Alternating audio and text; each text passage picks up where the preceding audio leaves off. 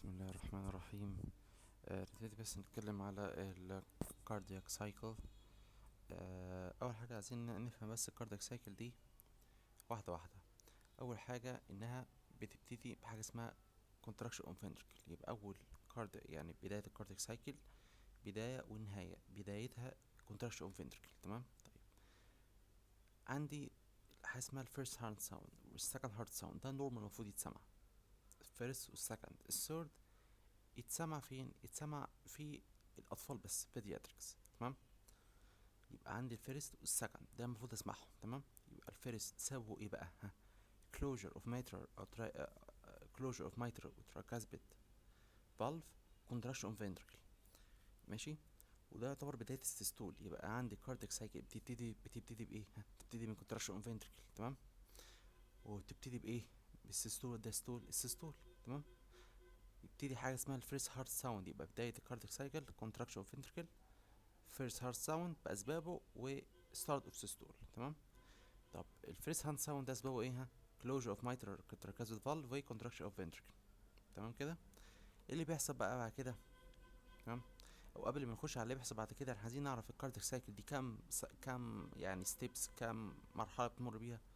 7 مراحل. 7 مراحل. تمام. خدنا اول مرحله فيرست هارت ساوند. تمام. طيب المرحله اللي بعد كده بقى ايه؟ حاجه اسمها الفنتركل بيبدا ايه؟ بيبدا انه كونتراكت. فيزود البشره جوه مين؟ الفنتركل. كونتراكت. تمام. بس هل الكونتراكشن ده يعني في التو وولز بيقربوا من بعض؟ لا. تمام. ده بيزود. تمام. هو بيبدا انه كونتراكت خلاص لغايه ما البشره جوه يعلى. تمام. هل تو وولز قربوا من بعض؟ لا. تمام. حاجه اسمها ايه؟ ايزومتريك كونتراكشن. حاجه اسمها ايزومتريك كونتراكشن. ايزومتريك كونتراكشن ده بيبقى فيه كونتراكشن تكريس في اللينس بتاع المصل بس مش بيقرب التو وولز من بعض. تمام. ايه اللي بيحصل بعد كده؟ بيحصل ان التو وولز بقى بيقربوا من بعض بعد كده. تمام. في حاجه اسمها الايجكشن فيز. تمام. ايجكشن فيز يبقى ده تالت فيز. يبقى اول فيز اسمه ايه؟ ها، اسمه اول فيز اسمه فيرست هاند ساوند. خلاص. تاني فيز اسمه ايزومتريك كونتراكشن فيز. تالت فيز اسمه ايجكشن فيز. ايه اللي بيحصل في الايجكشن فيز؟ بيبدا البريشر في الفنتركل يزيد. خلاص ماشي. الى درجه ايه؟ ان البريشر جوه الفنتركل يعلى عن الاورتا والبلمونري. تمام. بيبدا من هنا يقرب من بعض التو وولز. خلاص ماشي. فيفتح الاورتا ويفتح الايه؟ البلمونري فالف. هل فتح بقى، بص بقى الحته دي، هل فتح الاورتا والبلمونري فالف بيه ليه صوت؟ ملهوش صوت. نورمال ملهوش صوت. لو ظهر الصوت يبقى فيه باثولوجي. يبقى دلوقتي النورمال البلمونري اورتا بيفتحوا من غير صوت، يقفلوا بصوت بس يفتحوا من غير صوت. خلاص. يفتحوا على الهادي خالص. تمام. لو فتحوا بصوت بيسمى حاجه اسمها ايجيشن كليك. تمام. طيب بعد كده رابع فيس بقى او رابع حاجه عندي. احنا قلنا كاردياك سايكل كام مرحله؟ 7 مراحل بتمر بيها. سكند هارت ساوند. يبقى اول مرحله فيرست هارت ساوند، بعد كده ايزومتريك كونتراكشن، بعد كده ايجكشن فيس، بعد كده عندي سكند هارت ساوند. سكند هارت ساوند سببها ايه؟ ان البريشر جوه الاورطه والبريشر جوه البلمونري ها يبدا انه ايه؟ يزيد عن البريشر جوه الفنتركل. خلاص. فبالتالي اللي يحصل يفتح خلاص الدم هيبتدي يرجع. لا، روح قافل بقى ايه؟ الاورطه وقافل البلمونري فالف. خلاص. ده ليه صوت؟ ليه صوت. يبقى الكلوجر بتاع الاورطه والبلمونري ليه صوت، اما الاوبننج ملهوش صوت. ولو ليه صوت يبقى باثولوجي. لو باثولوجي بيتسمى ايجيشن كليك. تمام. طيب في برضو سبب تاني للسكند هارت ساوند هو فايبريشن اوف ذا جريت فيزل. بس يعني الاكثر دومينانت او بياخد الابر هاند اللي هو ايه؟ الكلوجر بتاع الاورطه والبلمونري فالف. كده بيحصل ايه بقى؟ بيحصل بقى بعد ما حصلت بقى ايه؟ الاربعه فيز دول اللي هم الفيرست هارت ساوند والايزومتريك كونتراكشن فيز والايجكشن فيز والسكند هارت ساوند. ده كده خلاص القلب هيبتدي يقول لك انا عايز ارتاح بقى، كفايه. تمام. يبتدي بقى ايه؟ يدخل في الديستول. يبقى نهايه السيستول كانت الفورس كانت السكند هارت ساوند. نهايه السيستول الكلوج اوف اورث اند بالمونري. يبتدي القلب يقول لك ايه؟ انا عايز ارتاح بقى، كفايه بقى. تمام. طب بيسمى ايه؟ بيسمى ايزومتريك ريلاكسيشن فيز. تمام. يبدا الفنتركل كونتينيو تو ريلاكس. بالتالي اللي يحصل ان البريشر جوه الفنتركل يقل. يروح مين حبيبنا لسه بيملى دم فوقيه بالظبط، فوق راسه؟ الاتريم. يروح الاتريم يقول له طب خد بقى يا عم، خد شويه الدم دول عشان يلا تنقبض تاني. تمام. ويفضل على كذا بقى طول عمرك. تمام. يحصل حاجه اسمها ventricular filling phase. ماشي. الدم هو نازل، ما انت هتنزل دم فين؟ هات دم، يعني هات كده كوبايه يكون واسعه، او هات مثلا حله، وهات مثلا شفشق فيه ميه، واضلق الميه من الشفشق الى الحله دي. شوف اسمع الصوت، صوت الميه اهو بقى، هو ده السيرد هارت ساوند، هو صوت الدم وهو بينزل. خلاص ماشي.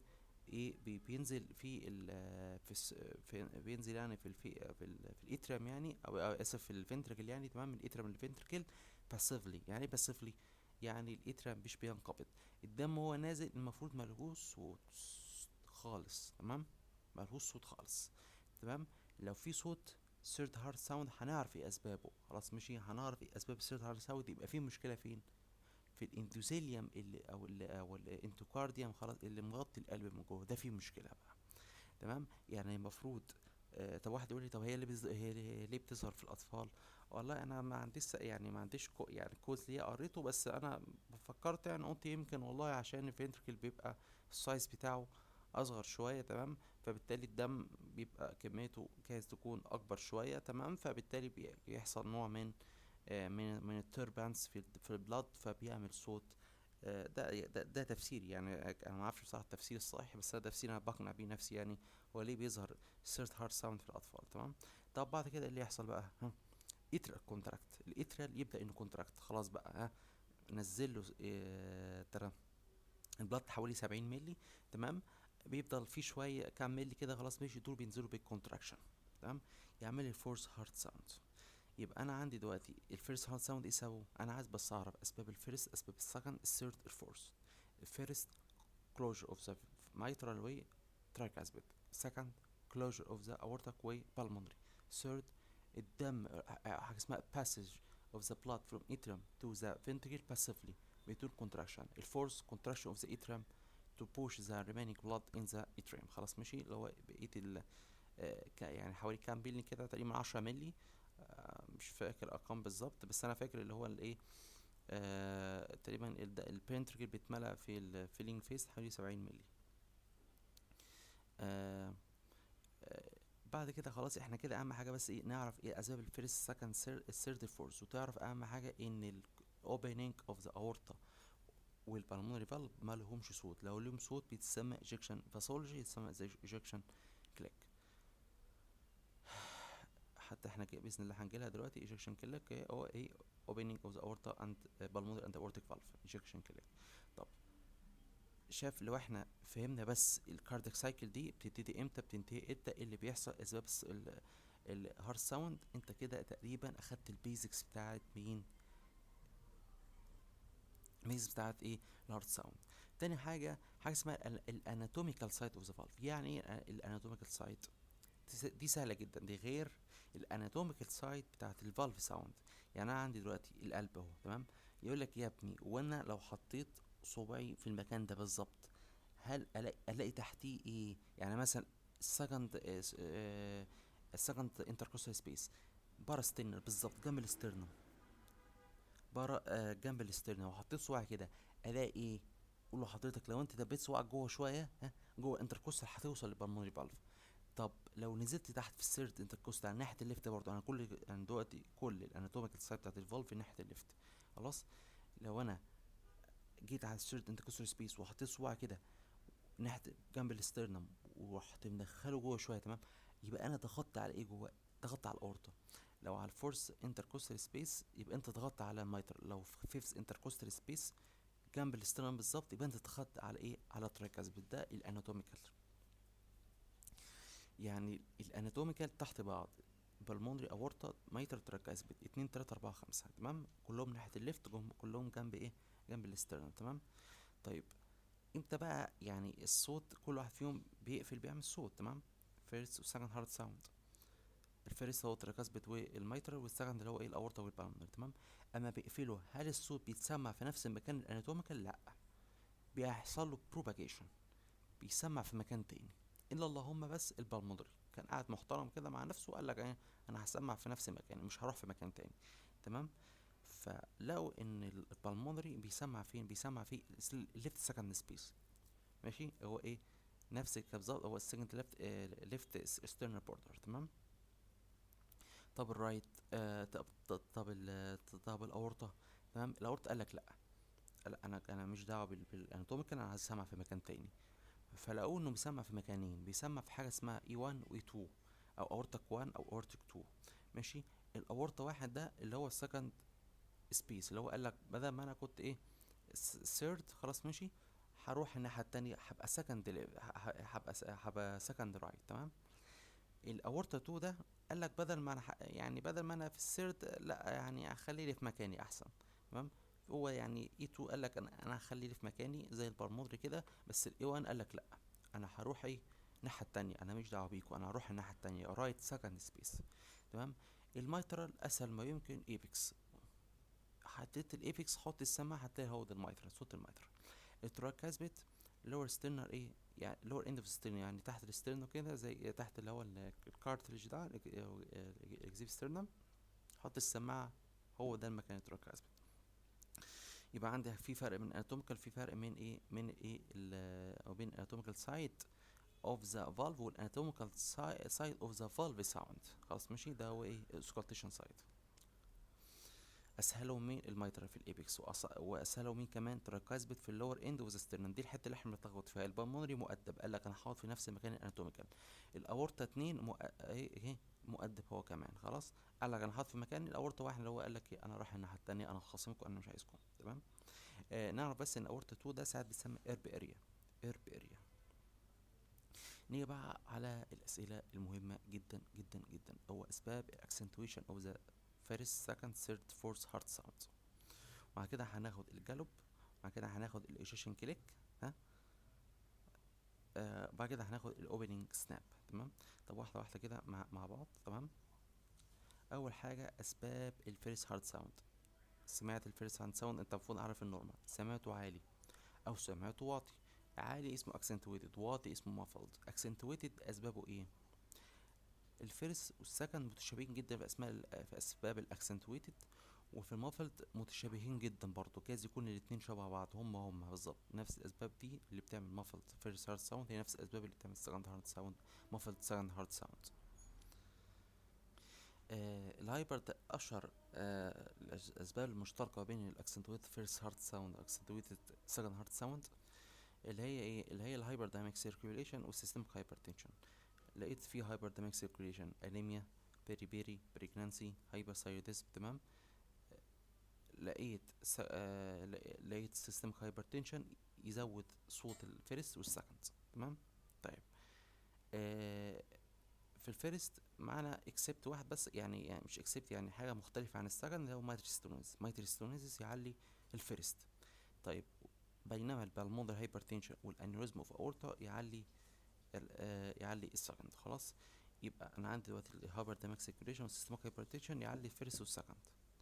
الماتريستونوز يعلي الفيرست بس. البلمونر هايبرتنشن والانيوريزم اوف اورتا، حاجه في البلمونر حاجه في الاورتا، اللي في البلمونر يعلي السكند هايبرتنشن، اللي في الاورتا يعلي السكند انيوريزم. تمام.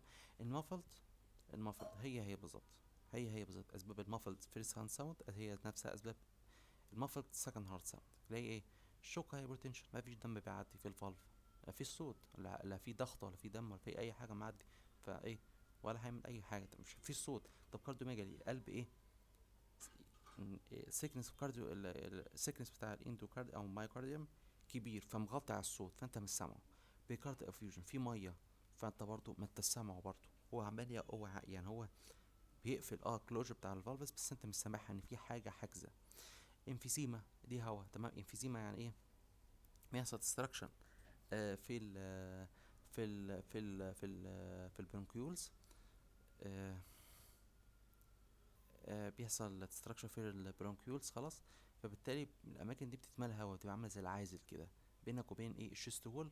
فطبعا انت بتبقى السماعه بعيد، يعني بيبقى في عازل كده، فبالتالي انت مش بتسمع ايه اصوات الهارت ساوند. تمام.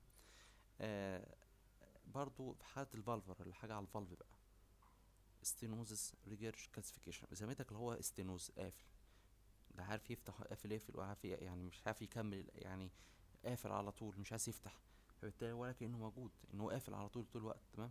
طب ريجيرش، ولا كأنه موجود برضه، مفتوح طول الوقت، الدم عمال عادي رايح جاي، ومش بيحصل له كروش عشان يطلع صوت من اساسه. كالسيفيكيشن نفس بالظبط برضه ايه منطق الاستينوزس، حاجه متصلبه في مكانها، ولا هتقدر تسمع يعني هتقدر تسمع الدم وهو بيمر فيه. هتسمع حاجه اسمها ميرمر بقى، مش هتسمع حاجه اسمها ساوند، هتسمع ميرمر. الدم بيعدي في خرم ابره، هتسمع ميرمر، مش هتسمع ساوند محترم. تمام. تاني حاجه بقى حاجه اسمها السبليتنج اوف سكند هارت ساوند.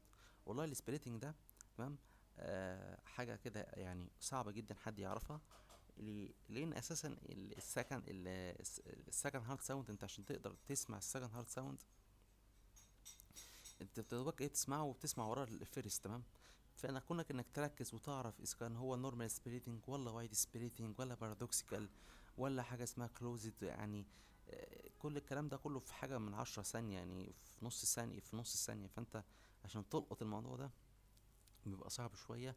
لكن مع التدريب الله اعلم بقى، مع التدريب بقى ايه ممكن نسمعه ولا لا، مش عارف صراحه يعني. تمام. بس المهم نعرف الفكره بتاعته، يعني ايه كلمه سبليتنج. تمام. احنا قلنا حاجه اسمها الفيرست هارت ساوند. تمام. قلنا السكند هارت ساوند ده بيبقى ايه نتيجة ايه؟ كلوجر اوف اورتا والبلمونري. تمام. طيب جه بقى ايه اللي حصل؟ اللي حصل دلوقتي ان الاورتا تمام والبلمونري تمام. زي بتقول ايه البلمونري يعني لا يعني الاورتا كده زي بتقول ايه آه نقدر نقول هو بيغذي الجسم كله. تمام. فهو يعني راجل جد في كلمته. تمام. اما البلمونري بيغذي اللنج بس. تمام. فبيتدلع. تمام. ايه اللي حصل بقى؟ تمام. جه الاورطه يقفل، راح البلمونر قال له انا ايه مش هقفل دلوقتي معاك، انا هستنى شويه. فالاورطه ساله يعني ايه السبب ان حضرتك مش عايز تقفل معايا؟ قال له والله انا لسه عندي لانج اكسباند، ولسه واحد بيتنفس ها، ولسه هوزع البلاد ده على الالفولاي. فانا مش هقفل معاك بصراحه، اقفل انت وانا وراك على طول. فهو ده اللي حصل. اللي حصل ان السكند هارت ساوند المفروض الاورطه والبلمونري بيقفلوا مع بعض. قال لك لا، قال لك البلمونري بيتدلع، بالمونري بيتدلع. قال لك لا انا هقفل له ايه وراك، اقفل انت الاول بس وانا هبقى وراك.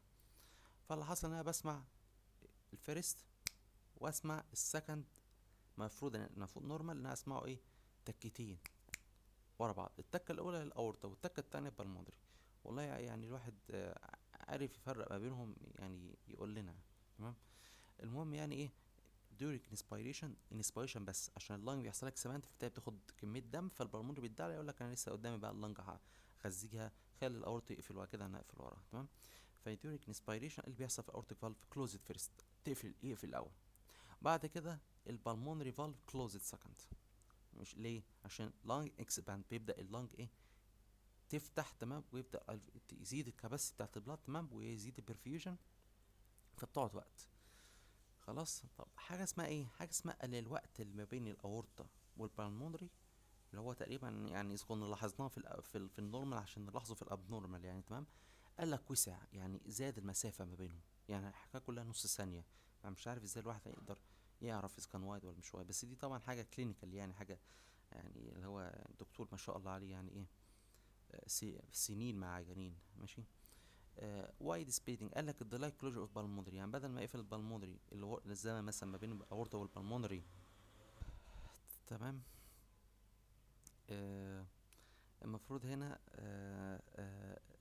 اللي هيحصل ان الوقت ما بين الاورطه والاورطه والبلمونري احنا هنقول مثلا ثانيه مثلا. لا مش هو اقل من ثانيه، بس انا عشان نقدر نستوعبها نقوله مثلا 10 ثواني على سبيل المثال. تمام. يعني احنا ضربنا الوقت فيه ما بينهم في 10. تمام. المفروض الوقت 10 ثواني.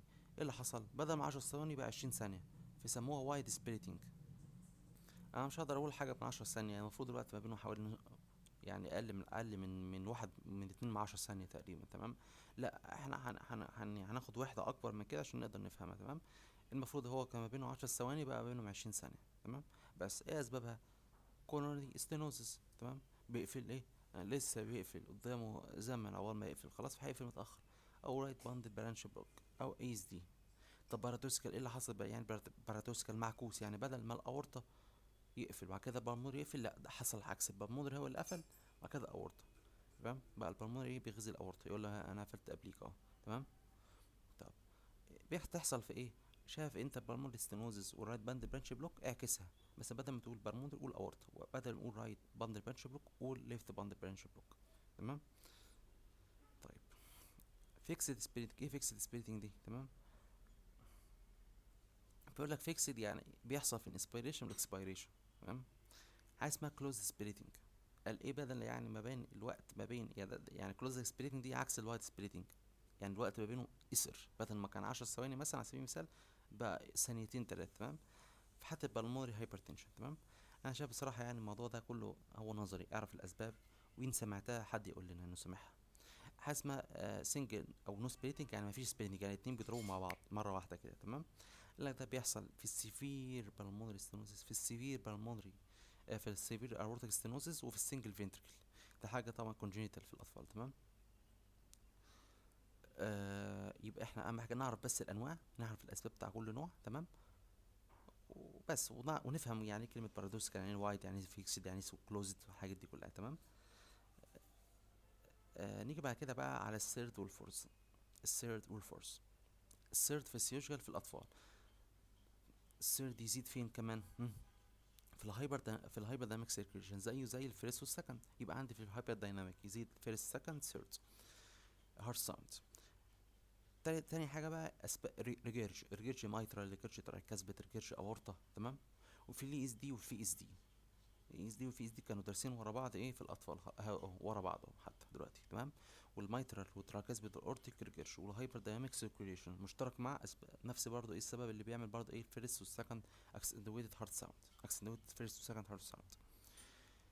طب ايه اسباب الفورس اكسنتويتد؟ تمام. دي اسباب الكوز اوف اكسنتويتد، يعني كوز يعني يعني انه يظهر اساسا، يعني سيبك من اكسنتويتد، انه يظهر اساسا، ده باثولوجي. تمام. اورتيك ستينوز او بالمونري ستينوز، اورتيك او بالمونري ستينوز. تمام. او سيستميك هايبرتنشن او بالمونري هايبرتنشن، او بالمونري هايبرتنشن او بالمونري امبوليزم وسيستميك هايبرتنشن او اسكيميك هارت ديزيز. مش هي السيستميك هايبرتنشن ممكن تعمل اسكيميك هارت ديزيز ولا لا؟ يعني ممكن تعمل سيستميك هارت ديزيز. تمام. ممكن تعمل ايه؟ تعمل انجري في الانتيما او الاندوثيليوم بتاع الكورونري. خلاص فيقفل الكورونري. تمام. طبعا بيبقى سيفير بين طبعا، عشان السيستميك يعمل اسكيميك دي طبعا حاجه سيفير بين طبعا. ماشي. آه فعندي ايه؟ اورتيك اسباب الفورس، اورتيك ستينوز، بالمونري ستينوز، سهلين. نفس الكلام بالظبط، اورتا وبالمونري، بس بدل الاورتا هقول ايه؟ سيستميك. بدل ما اقول ستينوز هقول هايبرتنشن، بس سيستميك هايبرتنشن، بالمونري هايبرتنشن. وبالمونري هايبرتنشن مع بالمونري امبوليزم، والسيستميك هايبرتنشن مع اسكيميك هارت ديزيز. تمام. اعتبر كده السيستميك هايبرتنشن واسكيميك هارت ديزيز دي يعني سيفير بين، حاجه يعني رهيبه جدا، لا ممكن لا يمكن عيان يستحملها. تمام. عشان اسمع السيرتو فورس يتسمع فين؟ يتسمع في الميترال. الميترال بتسمع فين اساسا؟ مش كاناتوميكال سايد، لا ك بروباجيشن، يسمع في مكان تاني، في الابكس. التراكايزبت اسمع برضه في التراكايزبت، عند فين؟ اللور اند اوف سترنم. التايم. التايم امتى؟ في الايرلي دايستوليك. وعند يقول لي شاطر يقول لي الايرلي دايستوليك ده امتى؟ بعد السكند هارت ساوند. احنا مش قلنا هنا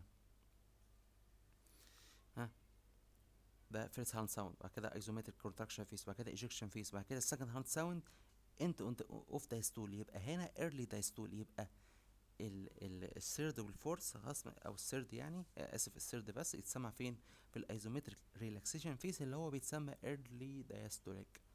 ايرلي دايستوليك. طيب الفورث يتسمع فين؟ في الليد دايستوليك. يعني ايه الليد دايستوليك؟ يعني في نهايه الكاردياك سايكل. طيب الجالوب بقى يعني ايه جالوب؟ جالوب يعني سيرد او فورث هارت ساوند، الحاجات دي سيرد او فورث هارت ساوند. ماشي. مع تاكيكارديا. مع تاكيكارديا. تمام. بيقول لك ايه بقى؟ بيقول لك ان الجالوب ده ليه نوعين، حاجه اسمها اس 3 جالوب، اس 4 جالوب. اس 3 جالوب يقصد ايه؟ الثيرد هارت ساوند. وحاجه اسمها اس 4 جالوب اللي هو يقصد بيه ايه؟ فورث هارت ساوند مع تاكيكارديا. ساعات يحصل حاجه اسمها third to fourth heart sound with tachycardia. يعني ساعات يجي يا ده third مع التاكيكارديا لوحده، او الفورث مع التاكيكارديا لوحده، او الثيرد والفورث مع التاكيكارديا. لو جه الثيرد والفورث مع التاكيكارديا بيسمى حاجه اسمها summation جالوب. تمام. طيب اذا سمعت الثيرد مع الجالوب يبقى ايه؟ ايه المرض اللي ممكن يكون موجود؟ يبقى حاجه على الليفت سايد. ايه اللي على الليفت سايد؟ ليفت سايد هارت فيلير. طب لو سمعت الفورث مع الجالوب، الفورس جالب او الفورس مع تاكيكارديا، يبقى ايه؟ يبقى حاجه في الرايت. يبقى ايه؟ يبقى رايت سايد هارت فيلير. طب هو الرايت سايد هارت فيلير ده الجالوب بتاعه مش هو رايت؟ يبقى في التراكاسبت، والتراكاسبت ناحيه الرايت. طب مش هو اس 3، مش هو ليفت، يبقى بيتسمع في المتر، ما هو المتر ناحيه الليفت. تمام. طيب ايه بقى موضوع بقى اللي هو السميشن ده، والثيرد هارت ساوند مع فورث هارت ساوند مع تاكيكارديا، عيان اساسا ميت اساسا يعني، عيان ضايع خالص. تمام. ده حاجه رهيبه، يعني حاجه في المصل، وحاجه كمان ممكن يكون او مايتر ريجيرج معاه بالموني ستونوزيس، سبب من الثيرد هارت ساوند، وسبب مع الفورث هارت ساوند مع هايبرت، مع هارت فيلير، حاجه يعني عيان يعني على مشارف الوفاة. تمام. هو فعلا على مشارف الوفاة فعلا. هايبرتنسيف هارت فيلير، يعني الهايبرتنشن ده بقاله سنين بيتعالج، ومع يعني نوت كنترولد دخل في هارت فيلير، ده عيان بيموت اساسا. واسكيميك هارت ديزيز ده فعلا عيان بيموت. نيجي مع الايجكشن كليك. احنا قلنا ايه، بالمونري والاورطه هل يتسمع الاوبننج بتاعهم؟ لا، ما بيتسمعش. لو اتسمع بيتسمع ايجكشن كليك. طب امتى يتسمع الايجكشن كليك؟ هو مش هيتسمع غير في مكانين، يعني احط السماعه في الاورطه او في البلمودري. لو واحد قال لك عايزك يا ابني العيان ده عنده ايجيشن كليك اسمعه، ها، هتحط السماعه فين؟ تمام. طيب يبقى انا هحط السماعه فين؟ ها، على الاوربت؟ هروح احطها على الاوربت؟ لا، هروح احطها في الاورطه او في البلمودري، يا ده يا على المكان ده يا على المكان ده. اذا سمعتها في الاورطه يبقى ده اورتيك ستينوز او سيستميك هايبرتنشن، حاجه يعني ايه، يعني المفروض هو بيقفل، او اسف هو بيفتح، في حاجه بتزقه، في حاجه بتنطره. اللي بينطره ده الهايبرتنشن، او عامل زي الاستينوزز، عامل زي كده، عامل زي المفصله بتاعه الباب. في بعض البيبان اللي هي بيبان اللي هي بتاعة الأكورديون أو بتاعة المطبخ، تبقى فيه مفصلة كده، تيجي تفتحها تروح منطورة منك كده. خلاص ماشي. أو حاجة اسمها كلاسب نايف. كلاسب نايف اللي هي إيه، سكين كده، بيبقى شبه القرون بتاعة الغسال، لما تيجي تفتحها بتتنطر فيها سوستة. هو نفس الكلام بالظبط. حاجة إيه، لما بيجي الأورطة والبلمور يتفتح بيخبط في الوول، فبيعمل حاجة اسمها إيشاشن كليك، بيعمل تكة كده. هو دي التكة بالظبط. بسبب ايه؟ بسبب ان الضغط عالي في الدم، فبالتالي بينطر التو فالفز، بينطر الضفتين. او بسبب الاورتيك ستينوز، ان عامل زي ايه، زي مفصله كده بتاعت الاكورديون، او سبب او شبه كلاسب نايف، او زي سوسته كده بتنطره. تمام. نفس الكلام بالظبط، هو نفس الكلام بالظبط في البالمونري، اللي عامل في الاورطه هيعمل في البالمونري، بالمونري ستينوز، بالمونري هايبرتنشن. وقته فين بقى؟ اسمعه فين؟ امتى في الوقت؟ تمام. سيستوليك ايجكشن فيس. وانا بصراحه يعني توتر الامتحان وجو الامتحان والعيان ومش عارف ايه و يعني هيبقى انك تعرف مكانه، اعرف بس حتى الساوند بتاعه، وما يجي يسالك على الساوند، سمعت ايجكشن كليك، قول له اه. خلاص. هيقول لك مكانه إيه، وقته امتى. مش لازم تدور على الوقت، لا، انت قول له بس انت عارف نظري، او انت حافظ يعني ان هو في الايجكشن فيس. اوبننج سناب. ايه اوبننج سناب؟ هي مفيش غير بس في مرض واحد يعمل حاجه اسمها اوبننج سناب، ده في الميترال ستينوزس. خلاص، ده ساوند اوبننج اوف ميترال فالف. المفروض الفالفات لما بتيجي تفتح ما بتعملش صوت، تقفل تعمل صوت. تمام. هنا فتح عمل صوت، يبقى ايه، استينوزس. نفس بالظبط الميكانيزم بتاع الايجيشن كليك بتاع الاورتيك ستينوزس بالظبط، عامل زي الضلفه، او المفصله بتاعت الضرف بتاعت الاكورديون ده. المفروض السايت بتاعه فين؟ السايت مكانه فين؟ ها، بيتسمع بتوين الميترال والتراكاسبت، ما بين الحته بتاعه الايبكس وبتاعه اللور اندوسترنم، احط السماعه في النص. هو ده مكان، أو ممكن اسمع فيه اوبننج سناب. التايم اللي تيست على فكره، انا كنت كاتب في كل ساوند مكانه والتايم، مكانه والتايم والاكوزس. يبقى اي ساوند قاعده كده، عشان تحكي عن اي ساوند لازم او تذاكر اي ساوند، تذاكر اسبابه، ذاكر اذا كان هو فيسيولوجيكال ولا باثولوجيكال الاول، وتذاكر اسبابه لو كان باثولوجيكال، وتذاكر السايت بتاعه اسمعه فيه، وتذاكر كمان التايم بتاعه اسمعه فيه، امتى اسمعه يعني. تمام. انا اسف ان انا طولت عليكم، بس صدقوني لو احنا فهمنا وذاكرنا مع بعض موضوع السايكل، كاردياك سايكل، موضوع الهارت ساوند ده هيبقى سهل جدا. انا عارف انه بعبع الكارديولوجي كله هو الهارت ساوند. تمام. لو انت فهمت الاساسيات دي ودخلت على العيان اتدربت عليه، هيبقى الموضوع سهل، مش هيبقى فيه اي مشكله. وشكرا ليكم جدا.